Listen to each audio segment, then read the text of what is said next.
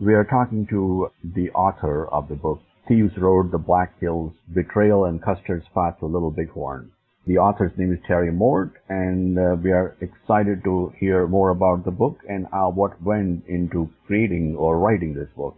Welcome to Radara's audience, and we are looking forward to hearing your comments as well. Thank you. Glad to be here. What is the book about? The book is about an expedition led by Brevet General George Armstrong Custer that left Fort Lincoln, which is on the opposite side of the river from Bismarck, North Dakota, southwest to the Black Hills of what is today South Dakota. And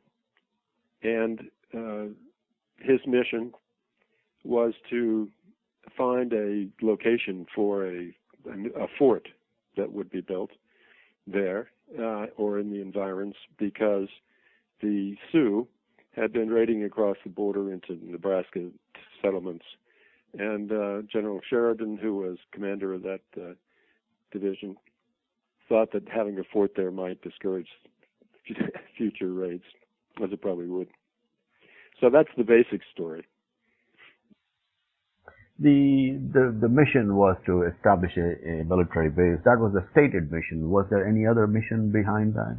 Well, there's some question about that, but not from Custer's point of view. He was determined to look for gold. For decades before, there had been rumors about gold in the Black Hills, but nobody had been able really to get in there because, for one reason, access is very difficult for wagons and horse-drawn wagons, and for another, the Sioux resented anybody in that area. They felt that the Black Hills were not only a sacred place to them, but it was also a prime hunting grounds. And when the buffalo disappeared mysteriously, as they often did, you could get into the Black Hills and find any number of deer and elk and game animals. So they referred to the Black Hills as their meat pack. It was a fallback position for them in many ways, and therefore very valuable. And they didn't want any white men in there because, like all tribes, they feared the discovery of any precious resources, whether it's gold or timber or good grazing, all of which Black Hills had. And they knew that if anything were discovered, there'd be a horde of miners or ranchers or loggers in the Black Hills before you could say Jack Robinson. So that was the reason Custer wanted to go down there. He took along a couple of miners. He took some scientists, academics, but a couple of miners who were just civilians, and their task was to look around. And so that was the unstated objective. Well, but it was definitely known not only to Custer, of course, but also to his troops and officers. Mm-hmm, mm-hmm. But the senior generals, Sheridan and Sherman, stated very clearly that they had no interest in doing that. That the only thing they were after was a good location for a fort. Mm-hmm. Did they ever establish a fort? Ultimately, there was a fort there. It was put in 1878 outside of the Black Hills. Black Hills are, as I said, they're very difficult to get into. It's almost like a fortress in the plains. And so putting a fort in the middle of the Black Hills would make it difficult to supply. So ultimately, they put up a fort just outside, and it was designed to protect the settlements that happened after the gold rush, because there was a gold rush. Mm-hmm. Would you give our readers and listeners a little bit more background on General Custer, who he was and why he was looking for gold and why finding gold was so important? Well, those are two different questions. Gold was at the heart of a lot of the miseries of the national politics and economy, because during the Civil War, the Union financed the war through borrowings, both from bank loans and, more importantly, through the sale of government bonds. And those bonds were denominated in gold, which meant that in order to buy one, you had to turn over gold specie, and you got your interest in gold, and you had, when the principal was repaid, you also got that in gold. So gold was very important to the whole national economy. There was a huge national debt because of the Civil War, and so any gold find was important. Custer, of course, is made his name during the Civil War. He was promoted to Major General, Brevet Major General, which is an honorary title. At this time, he was a Lieutenant Colonel of the 7th Cavalry, second in command. The commander, however, was an elderly soldier who preferred to stay in the office in St. Paul. So Custer had virtual command and control of the whole 7th Cavalry. Was he given the mission to find gold, or he sold the concept of finding the gold? It's not clear. He and Sheridan were very close, so undoubtedly they discussed it. And it's useful to remember that during this time, the Army, the regular Army, and the government worked pretty hand in hand on scientific missions. The officers at West Point, especially the ones who did well, were engineers and topographical engineers. They were scientists. So, and there was no one out other than the Army who would be able to map the new Western Territory. So it was quite common for the Army to undertake scientific discovery. So when Custer went down to the Black Hills, he had a geologist with him, a botanist, a zoologist, who were civilians, and but that was quite common. Who were the people living there at the time at Black Hills, and what was their culture like, and what were their values? Well, basically, there was no one living there. The Sioux were granted the reservation, which was mostly all of South Dakota west of the Missouri River. But obviously, they were nomadic, and so no one lived there full time at all. This was a point of great contention with the Western settlers, because the differences in the culture could not be more stark. The Westerners saw the Black Hills as a potential resource. They didn't know whether it had gold. They didn't know what the potential was, but they knew it had some potential, and they knew that no one was ever living there except very occasionally on a hunting party or something of that nature. There are 4,500 square miles in the Black Hills, and to the Westerner, the white Westerner, this is just a waste, especially since the economy, as we'll talk about a little later, was in the tailspin. As far as the Sioux were concerned, they were nomadic. They were used to wandering wherever they wanted to. They had conquered this whole territory from other tribes, and they considered it their land by right of conquest. So part of the problem of the Army when there were hostilities was finding the Sioux and the Cheyenne and the hostile tribes, because the area is so vast that they could easily get lost unless they didn't want to, unless they wanted to fight. So basically the whole reservation was largely empty except for and around some of the agencies. Red Cloud had an agency, and Spotted Tail, who were two famous Indian Sioux chiefs, war chiefs. But they in the summertime, most of the warriors would disappear, whether they were hunting or whether they were raiding or doing both. So they had a habit, a culture that involved wandering free wherever they wanted to go, and they did it. So after Custer found gold, or before we go into the gold, maybe you can describe a little bit about the things that you've described so detailed and woven it very well in the early part of the book, the economic situation of the Union and the debt pressures and other financial difficulties that the Union was going through.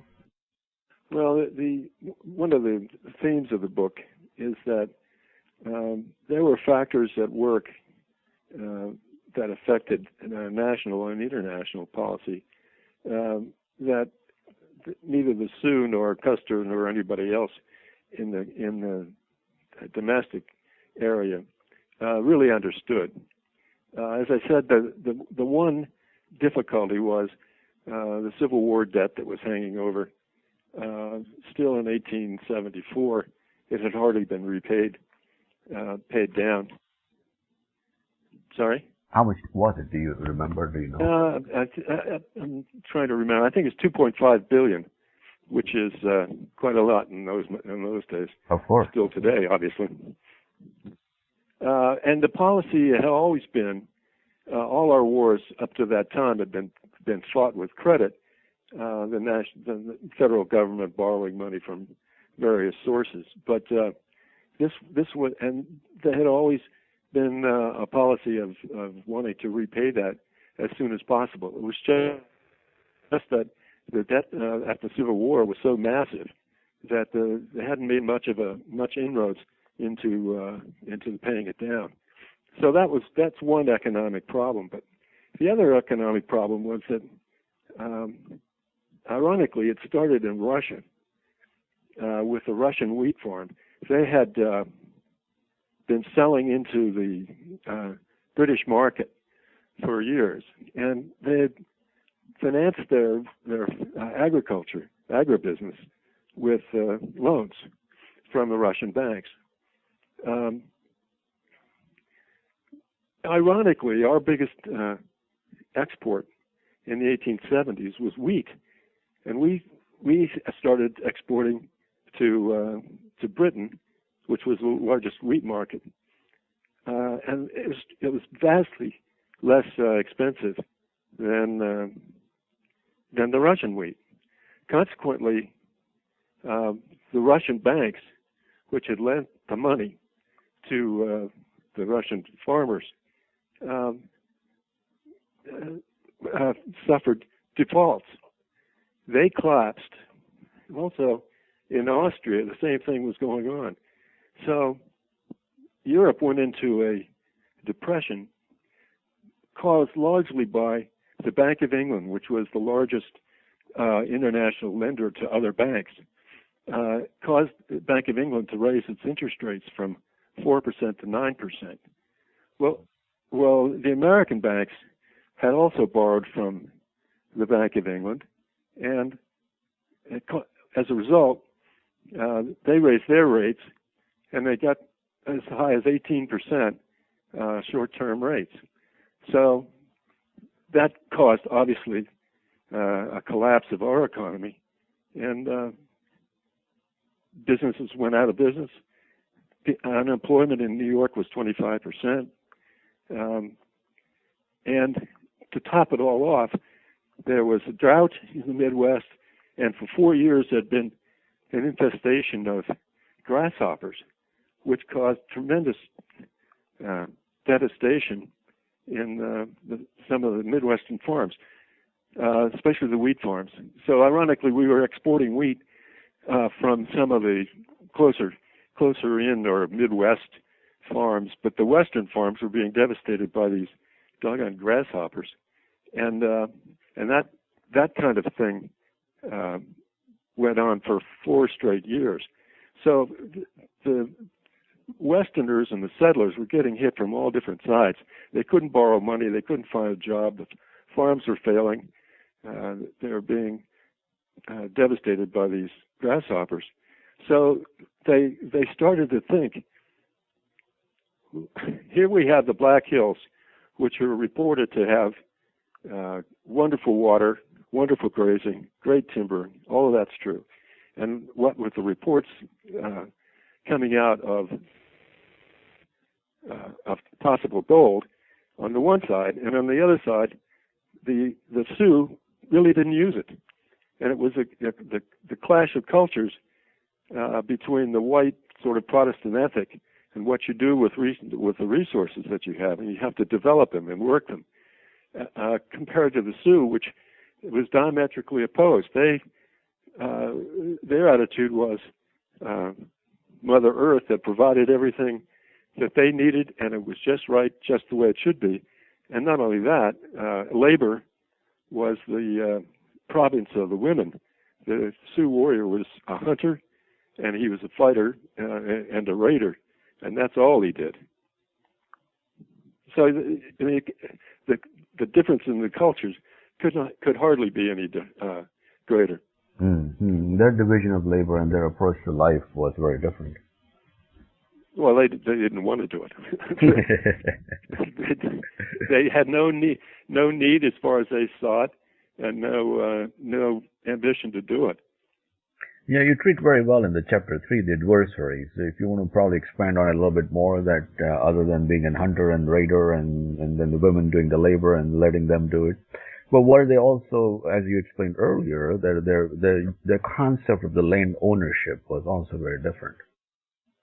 Well, they didn't have any concept of property, private property as far as land is concerned. They owned it communally. As far as they were concerned, the idea of becoming a farmer or getting into the real estate business, so to speak, was completely foreign. They just roamed over the land as it was, lived off the buffalo and lived off the other game animals, and fought their enemies, mostly other tribes initially that they conquered and chased out of their general area. And then when the white man came along, of course they became the enemy too. They were fierce. I mean, they were fierce warriors who developed their reputation in the tribe by their raiding. They enjoyed it. I mean, it's hard for people to understand these days or comprehend, but they really did enjoy it. That was the thing that gave them fame within the tribe. It also gave them wealth, because one of the things they raided for was horses. Stealing horses from the Crow and the Arikara and the Mandans, such as they were, was their idea of a proper role for a man. Not grubbing in the ground. And you went on to explain a little bit more about the politics and the corruption that was pervasive at that time in the government, in the federal government. Well, if the Sioux were seriously annoyed with the white man and his government, they had good reason. This period, especially during Grant's administrations, was probably the most corrupt in our history. At least I hope it was. I don't know whether this sort of thing goes on. But in 1849, the Indian Bureau, which was responsible for granting or responsible for the reservations, all of them, and for providing annuities and goods to the tribes that agreed to go on to a reservation. That bureau was transferred from the Army to the Department of the Interior, which meant that it opened up into all kinds of, politics entered in, let's put it that way. The corruption among the Indian agents and the contractors who were supplying the reservations was absolutely immense.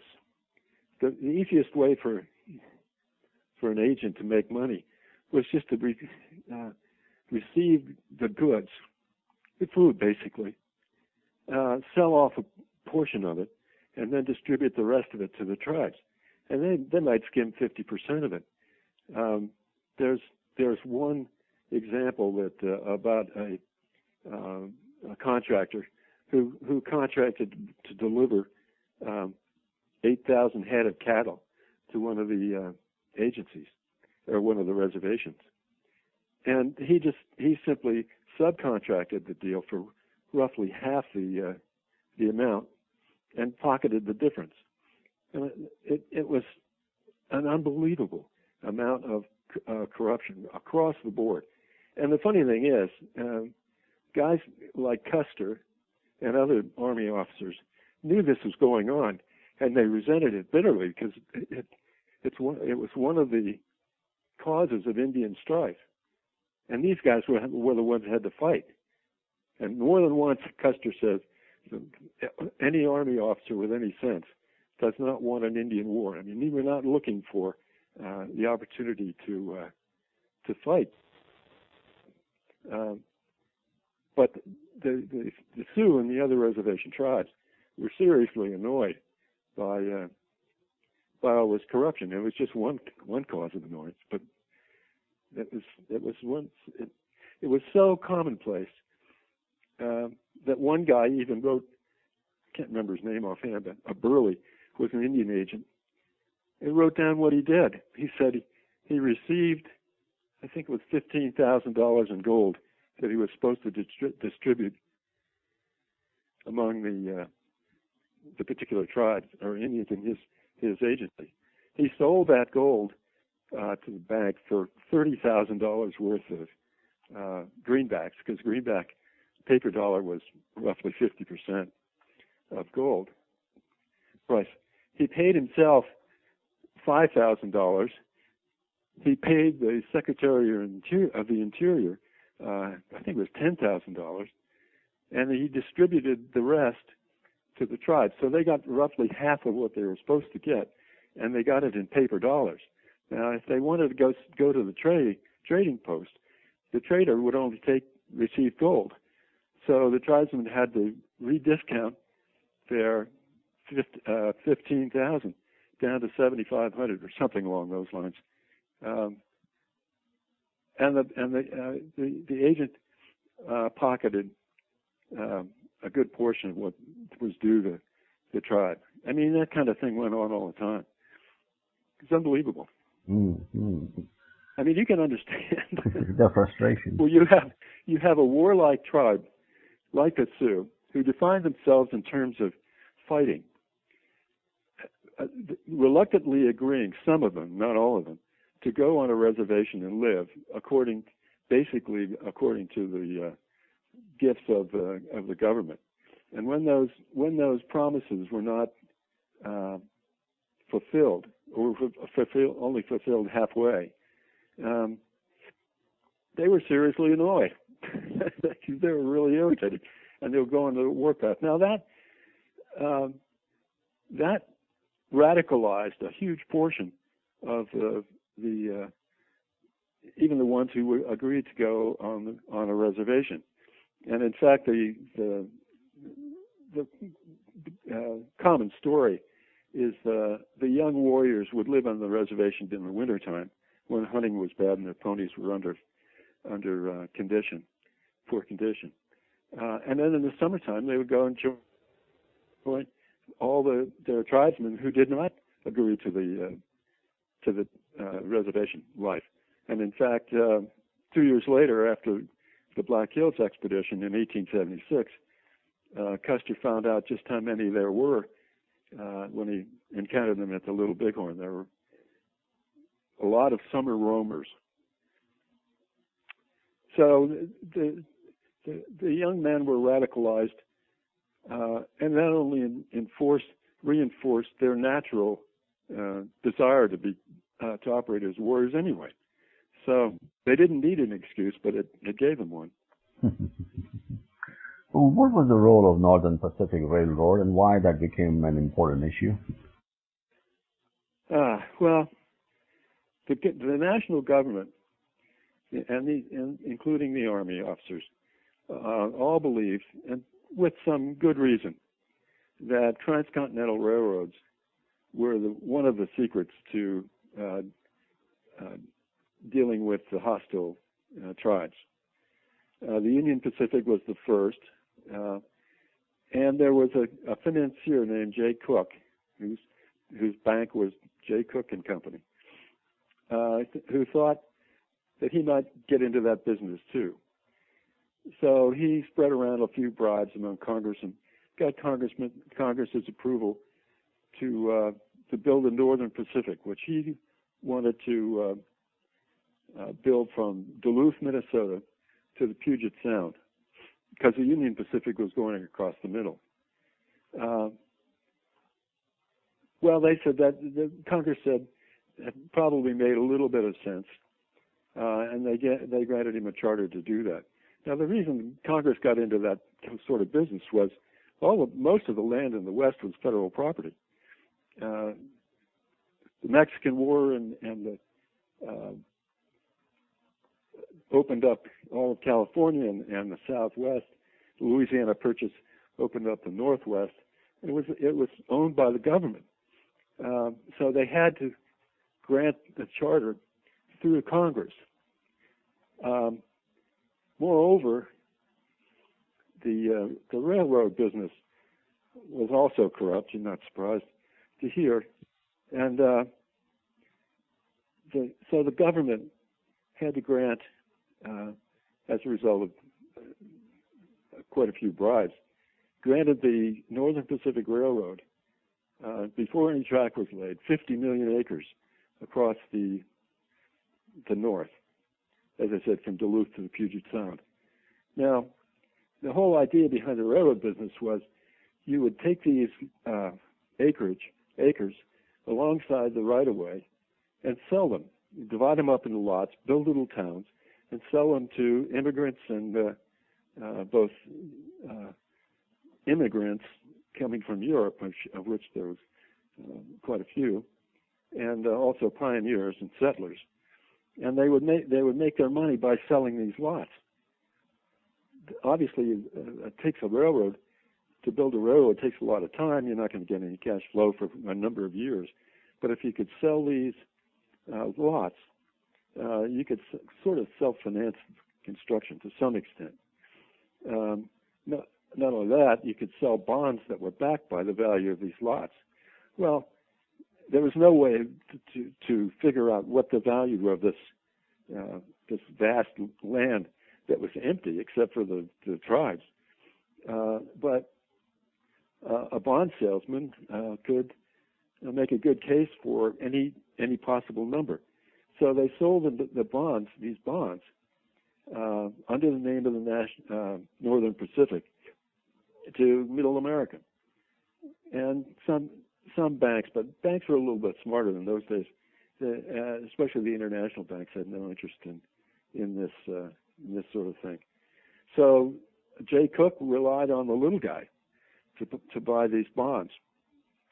And when the Depression hit, the bonds started to sag, and Jay Cook therefore had to borrow in the short-term market to buy these bonds to prop up their price, because he was financing with bonds on an ongoing basis, and if his earlier bonds were sagging, he couldn't sell the new ones, and he was using that form of finance to cover the construction costs of the railroad.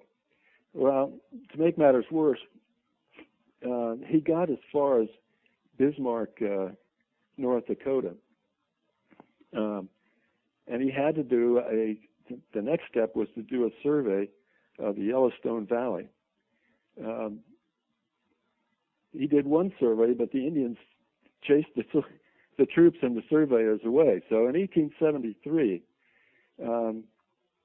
the Army, the senior officers in the Army, decided to send Custer and the 7th Cavalry into the Yellowstone Valley to protect the surveyors.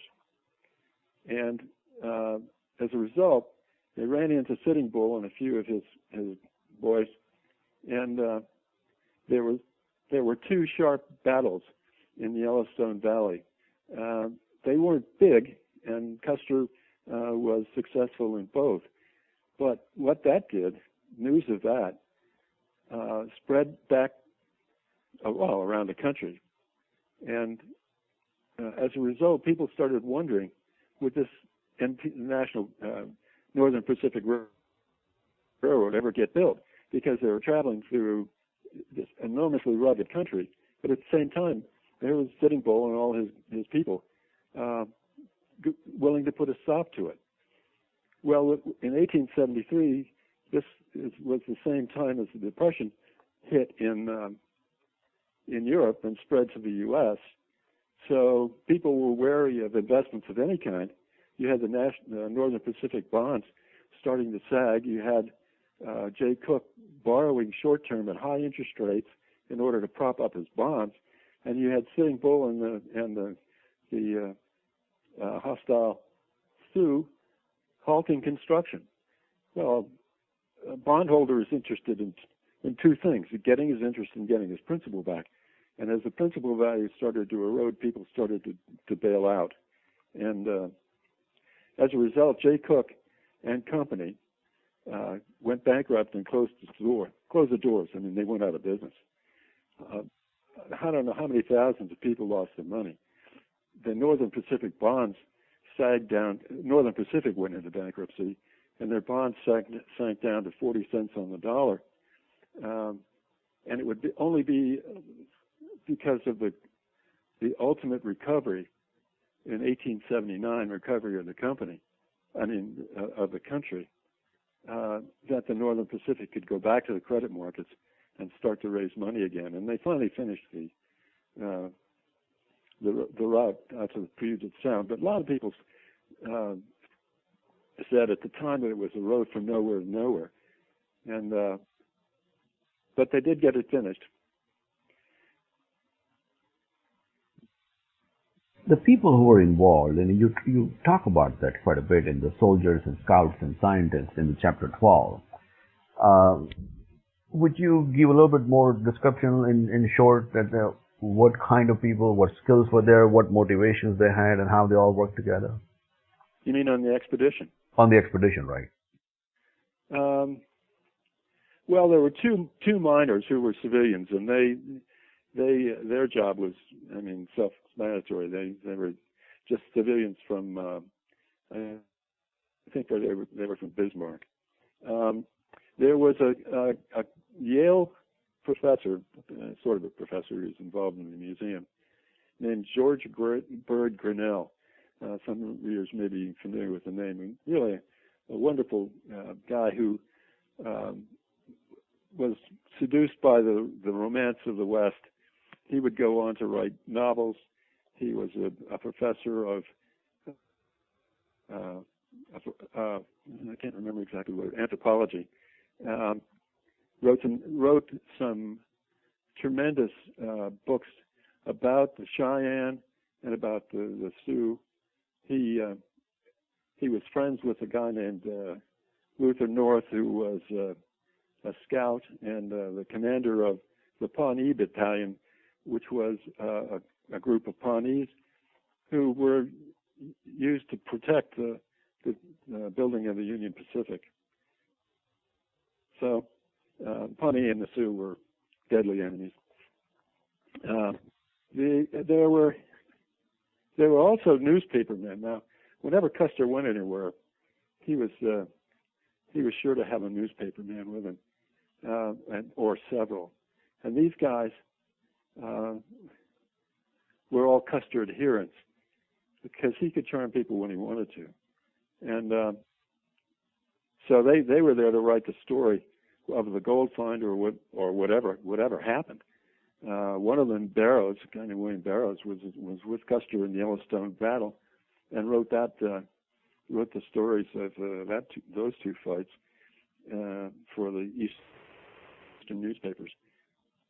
There were a couple of other guys who were there was one geologist, and his name escapes me right now, but he was skeptical of the gold find because, as we'll find out, the two practical miners, the civilian miners, really did find a few flecks of gold, but it was enough to start a gold rush. But this other geologist from the University of Minnesota didn't think there was any, but Custer said if he didn't see any gold, it was because he didn't look for it. it was in Custer's interest, in fact, most of the Western settlers, that the gold find be a real find, not just a couple of scatterings of gold flecks. So that was the civilian crew that he took with him. Mm-hmm, mm-hmm. So was that, did they eventually find gold? How much gold did they find? And what happened to the Black Hills and the Sioux at that point? And I'm sure the invasion started then. Well, yes, they found, I think, 50 flecks of pinhead-sized gold right along Frenchman's Creek, and the two miners found it. And Custer wrote a report, and Barrows, the newspaper man, wrote a story. A couple other guys wrote stories too. That they found gold. Now Custer then took a couple of companies, and scouted south toward the southern end of the Black Hills, and sent his personal scout, Lonesome Charlie Reynolds, on a dangerous ride from the Black Hills down to Fort Laramie, where there's a telegraph station. And so the news got out. The news got out before even Custer and his command made it back to Fort Lincoln. And of course, the newspapers played it up. It was a frenzy, especially the Westerners, and everybody knew or believed, at any rate, that when the gold rush happened, which would happen, all the towns nearby the Black Hills, or who had access to the Black Hills, would get rich, not by digging for gold, but by fleecing the miners who were going to come through. They jacked up the prices on everything from hay to tools to anything else, and it really did. It worked out that way. The only problem was the Black Hills were part of the Sioux reservation, and the only people who were allowed on that, only white people who were allowed in the reservation, were contractors or agents or the Army. So the Army was now in a bad spot because Custer had found gold, and all these guys started to head for the hills. But the Army was required to keep them out, and in fact they did do that. They sent patrols into the hills. They evicted miners who just arrived, and it was only after the Black Hills were transferred to the federal government that they could go in there legally. But the Army was really overwhelmed. They were small. They didn't have the troops to keep out the hordes. At first there were a couple of 800, I think, guys in there, miners, civilian miners. And that's a big territory, and the Army didn't have sufficient manpower to police it. So in the end, President Grant said, we can't do it. He made no official announcement, but the Army left the hills. It's not Custer's people, but the patrols, and left the miners to their own devices. So ultimately, there were, I think, the population of the Black Hills became 15,000 or so, and Deadwood became the most famous of the mining towns. That's where Wild Bill Hickok was shot and killed, and Calamity Jane and all that crew gathered. So the reason that the Sioux transferred the title, some of them anyway, agreed to the transfer, it was in 1876, just after Little Bighorn, and Congress was in no mood to be accommodating, and they said to the reservation chiefs, either sign this agreement transferring the hills to the federal government, or we'll cut off your food supply. Not only were the miners grubbing around in the Black Hills scaring the game away. But the annuities that were promised to the tribes were in danger if they didn't sign. So it was a rock and a hard place for certain. Even so, only about 10% of the reservation chiefs signed the document. But the document was just a fig leaf. I mean, it was a matter of federal government simply taking the hills. So the reservation was cut back to a longitudinal line about 10 miles east of the Black Hills, and the reservation, that was the limit of the reservation, westward limit. And after the miners went in, how did that impact the Sioux and the people who were living around there, and also the miners themselves? I'm sorry, I couldn't hear the first part. I said, how did, after the miners invaded and the federal transfer took place, how did their lives change, the lives of the Sioux and the lives of the miners as well? Well, most of the miners didn't find gold. I mean, it was the kind of, a professor went in and to try to assess the value of the gold just after Custer's expedition, and he said, yes, there was gold. It could be in placers, which means you can dig it and wash it with a pan, or a sluice box, which is anybody can do if you can recognize the gold. But it was also quartz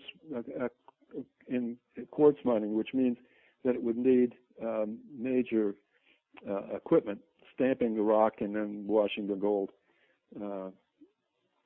So gradually, as time went by,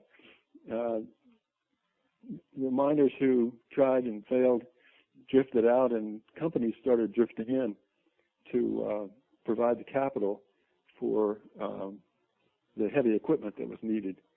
As I said, I think that the regular population of the Black Hills was something like 15,000 at any one time, but it's estimated that I think 35,000 people came through there during the period of the gold rush, which was a couple of years after Custer. Mm-hmm, mm-hmm. Oh, the gold rush. A bunch of little towns sprang up all over the place. I mean, Deadwood is the most famous, but they're all through the hills, and the miners, these are tent cities, and the usual suspects of prostitutes and gamblers and crooks also followed. That was a common pattern in the West. Every time there was a mining strike, these guys would show up. Mm-hmm. Of course.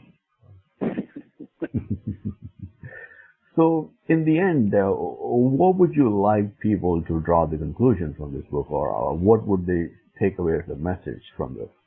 So there are so many players involved in it. Their lives are affected.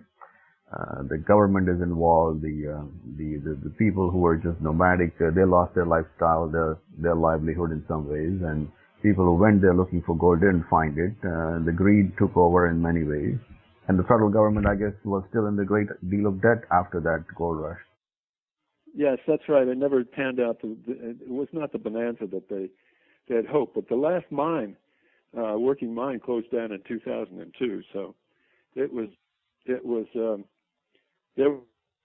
lots of gold in there. I can't remember the exact number. It's 44 million ounces of gold over the 100 years or so. That may be a wrong figure, but I think that's it. But that really is, I guess the message or the theme of the book would be that the relations between people like Custer and his superiors and the regular army and the hostile Sioux, or semi-peaceable hostile Sioux, was not a simple thing. The relationship was affected by factors, as I said, some international factors, which some people, and most of the people involved, the actors, did not really understand. So, as you say, I mean, there's politics, economics, finance, culture. All of these factors essentially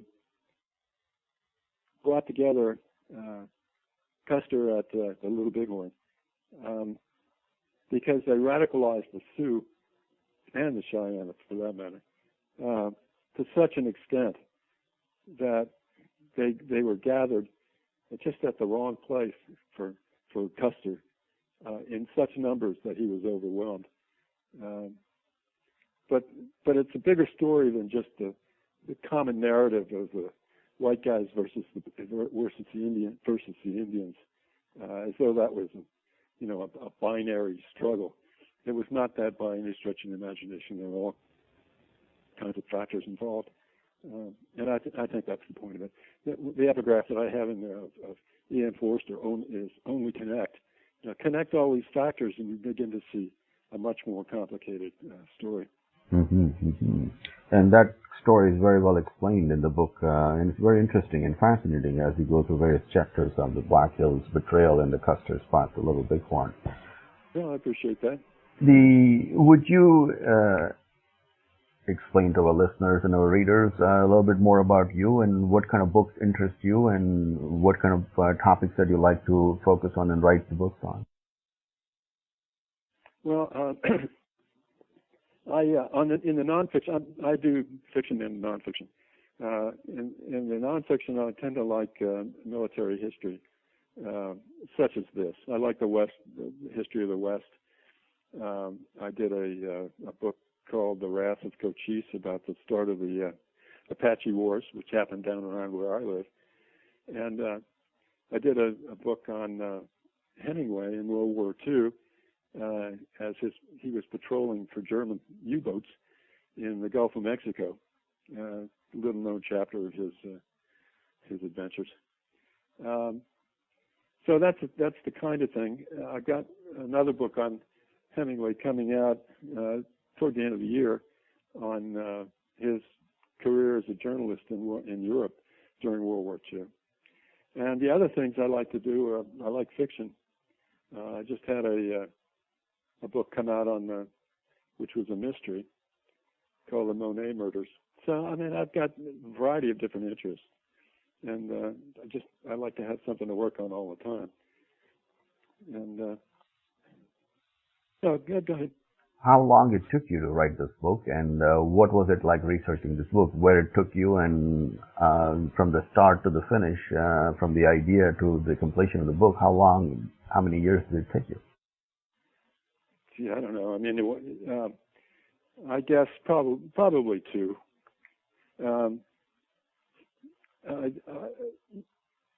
I like to do things that are what you call footnotes of history, that are self-contained stories, but that are a basis for discussing a lot of big issues. So it's you start with a small story, and then as in this case, you can go into all kinds of different questions. So instead of a story that or biography of Custer that talks about what he did and where he went, and you use him as more of a prism that you can use to talk about all kinds of big issues. The same thing with the Hemingway Patrols book. You talk about anti-submarine warfare and the economy of the country at the time, things of that nature. So that's the stuff that interests me at any rate. Mm-hmm. We have been talking to Mr. Terry Mort, the author of Thieves Road, The Black Hills Betrayal, and the Custer Spot, the Little Bighorn. Thank you very much for your time, and we're looking forward to talking to you again when you have the new books published. Okay, thanks very much. Thank you.